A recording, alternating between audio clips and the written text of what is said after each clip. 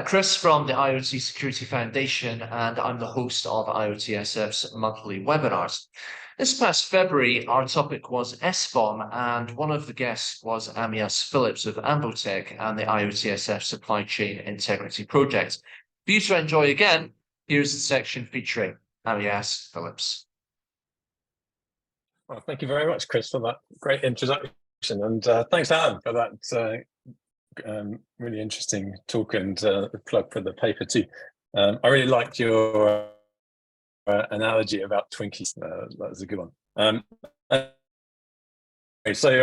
on to the new IoTSF white paper. Software bills of materials for IoT and OT devices. I'm going to introduce this as the chair and editor of the supply chain integrity working group you've had that's produced this paper. But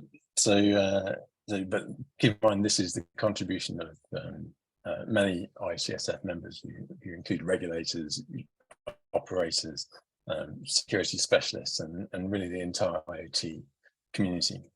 Okay, so why this paper now? Last year, we published a paper called Securing the Internet of Things Supply Chain, which we opened by saying that when you decide to let an asset into your system, you're deciding to trust large parts of its supply chain as well. And you won't even know which parts because the supply chain is opaque to you. And in that document, we really tried to focus on the unique parts of IoT supply chains, which is really mostly about the provisioning of devices into trust relationships. But we also tried to take a lot of the more general advice out there about supply chain risks and bring it down to IoT supply chains specifically.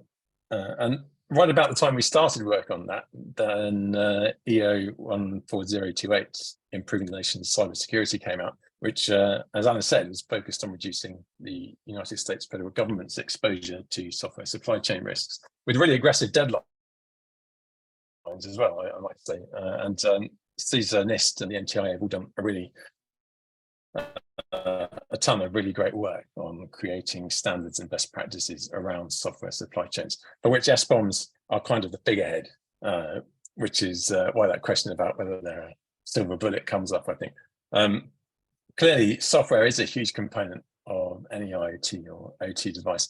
So it seemed like now would be a good time to repeat that exercise by looking at the new work that's been done and again, bringing it down specifically to IoT and OT devices. And actually in the process, one thing I discovered is, Alan already said, that the point of a good SBoM is to magnify the effect of other cybersecurity policies that you have. And one of which, really importantly, is vulnerability disclosure, which it just happened.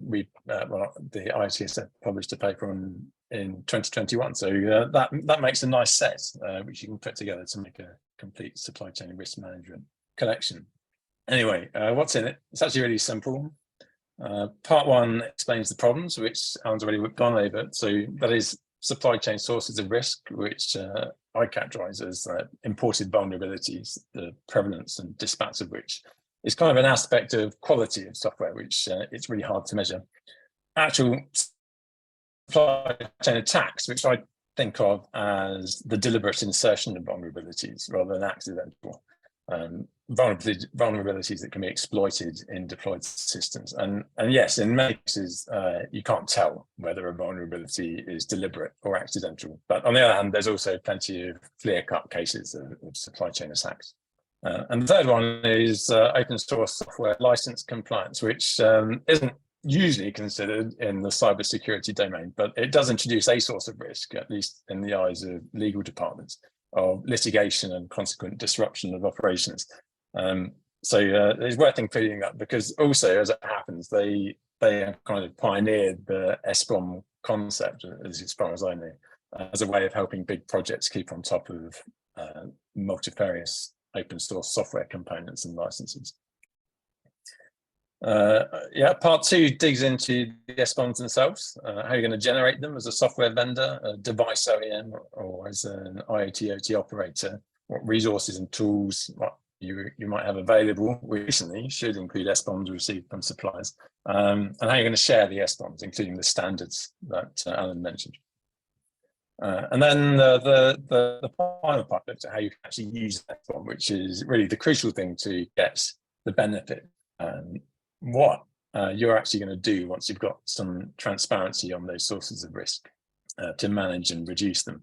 So specifically, it looks around what you can do to implement an OSS license compliance program, what you can do to hold suppliers to some standards of quality and information security practices, and what you can do to reduce the window of exposure to imported vulnerabilities. I thought it might be interesting just to call out some things that surprised us preparing it. I mean, it's subjective, but perhaps it would be useful. So one is really the wide availability of tooling. That surprised me because in fact there's tons of every single environment you can think of has tooling available, and there's really the amount of effort needed to implement such program has gone down a lot. So this little tool gripe I put up, it'll accept any standards, either of the two standard SBoM formats, and search the National Vulnerability Database for you. The second thing that surprised me is really how difficult it is to keep on top of imported vulnerabilities. Anecdotally, 90% of imported vulnerabilities are not exploitable. But there's actually a kind of a bigger problem before that, which is that most organizations have a long way to go just to get to situational awareness where they have to deal with that high false positive rate. And then they've got a long way further to go to be able to promptly assess the exploitability and severity of those imported vulnerabilities and act on them. But one thing I would say is that everyone should be using a public vulnerability database. We just had an invitation from Alan to sign up, and everyone should, because they are one of the main things that make it easier to get on top of this tidal wave.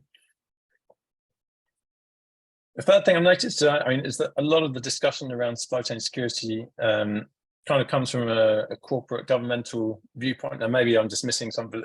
I feel like there is a bit of a lack of the OSS perspective, and that's not to say that open source software projects shouldn't be held to similar standards, but maybe just more that maybe we need to talk about more.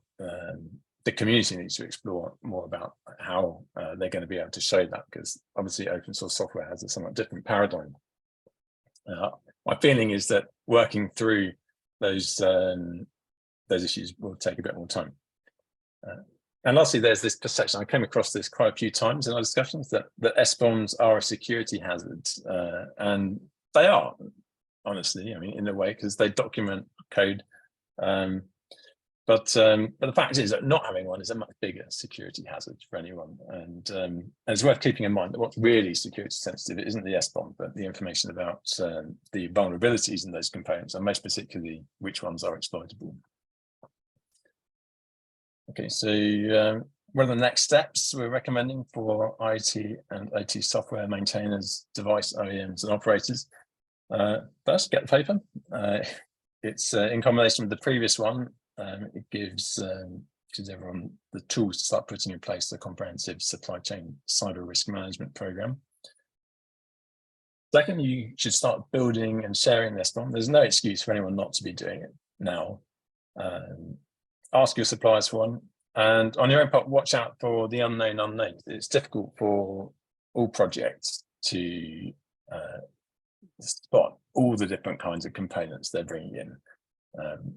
Typically, so it's worth taking time to carefully list out all the different pieces of the imported software components that you're getting, because otherwise you can easily miss something and no one will ever know.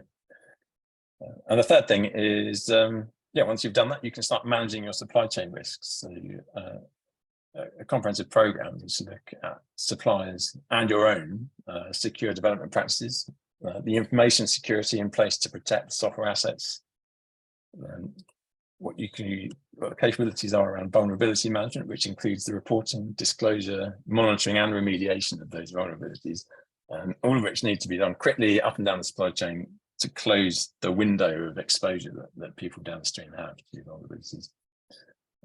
Maintenance commitments, the future availability of the maintainers, importantly. And for IoT and OT OEMs and operators particularly, there's also this piece around device provisioning and update management operations, which are a specialist set of procedures in IoT and OT supply chains, which you really need to look at in addition to the software part of the supply chain.